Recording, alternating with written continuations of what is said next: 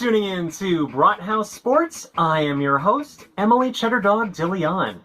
It could have been in the bag, but it did fall short by a point. It started out with a 21-yard pass from Deshaun Watson to Donovan Peoples-Jones, with a drive unfortunately ending in a fumble. With the Chiefs at 3rd and 3, and quarterback Shane Bachilli makes a short pass to Jerick McKinnon, setting up Harrison Butker's 32-yard field goal. At 3rd and 1 at Kansas City's own 25, safety Juan Thornhill picks off Bachilli's pass for a touchdown. After Rodney McLeod picks the pass from Bachilli in the Chiefs' next drive, the interception sets up Watson's pass to David Njoku for a Browns touchdown. Following a punt from the Chiefs, Deshaun Watson makes a deep pass to the left to Amari Cooper, who goes for 53 yards to Kansas City's 23.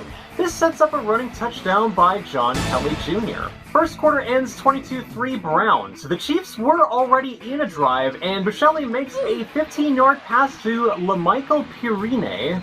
This almost immediately gave the Chiefs their first touchdown of the game. With 3 minutes and 18 seconds left in the half, Blaine Gabbert, whom I couldn't believe is still in the NFL, threw 30 yards to Amir Smith-Marset. 2nd and 10 at Cleveland's 43, Gabbert makes another pass to Smith-Marset for 28 yards. After a sack for a loss of 5, Gabbert responds with a short pass to Pirine, who makes a touchdown for 20 yards. Sam Kamara of the Browns gets penalized for unnecessary roughness, but the Chiefs fail their 2-point attempt. With 36 seconds left in the half, Gabbert attempts a short pass to tight end Matt Bushman, but is intercepted by Caleb Biggers of the Browns for a tutty. Browns lead the half 29-16. In the third quarter, Blaine Gabbert makes a 12-yard pass to Rashee Rice. This sets up a 43-yard touchdown pass to Amir Smith-Marset.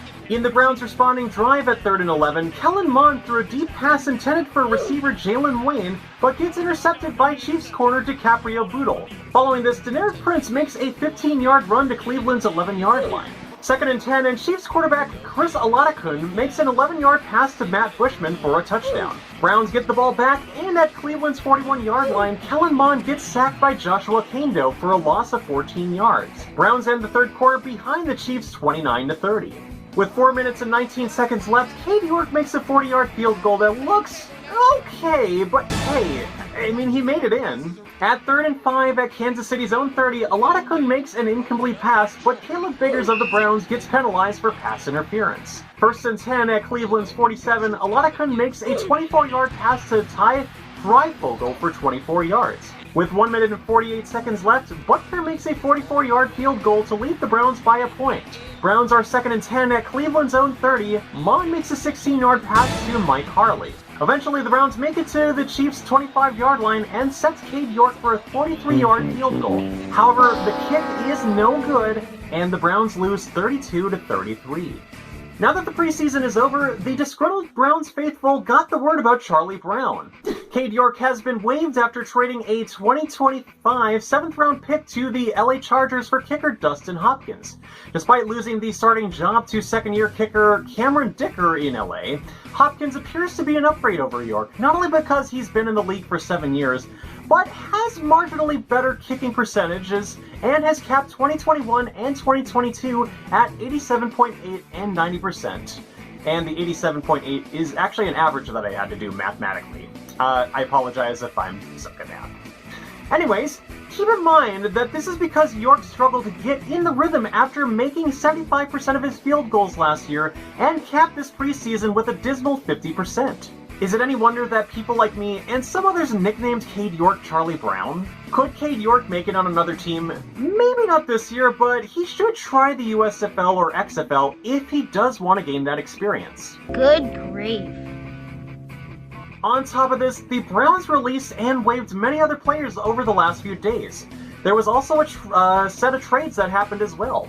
On August 24th, the team waived both Kellen Mond and defensive end Charles Wiley. Wiley was only on the team for 17 days. It's been confirmed on the same day that quarterback Joshua Dobbs was traded for a 2024 7th-round pick to the Arizona Cardinals for a 5th-round pick in the same year.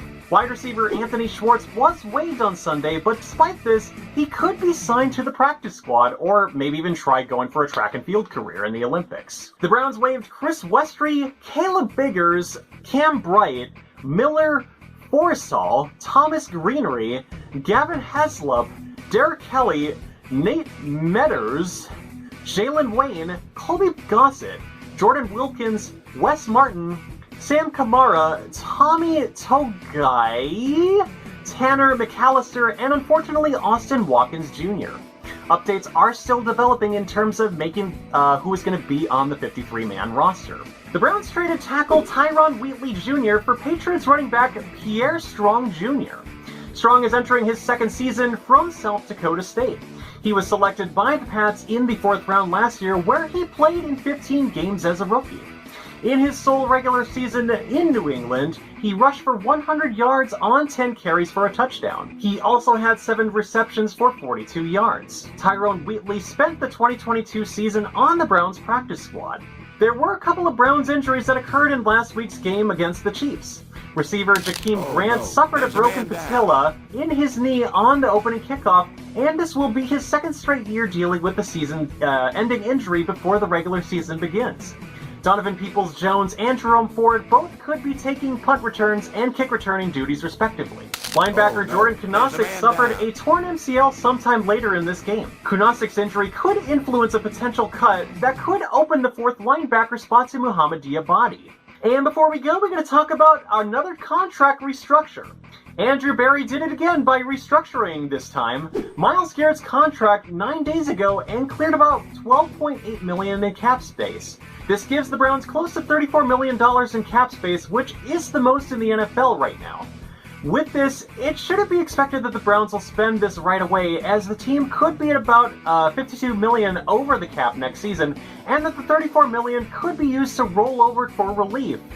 This would make sense, as it could help prolong their competitive window beyond one season. This could hypothetically work so long as the team stays healthy, otherwise this could gouge into the cap space. And thank you again for watching Brathouse Sports. Once again, I'm your host, Emily Cheddardog DeLeon. Please like and subscribe and turn on the notification bell, as I would greatly appreciate it. It's also how you can find more of my videos and help me get through the algorithms as well. Once again, I'm your host, Emily Cheddardog DeLeon, and I will see you next time.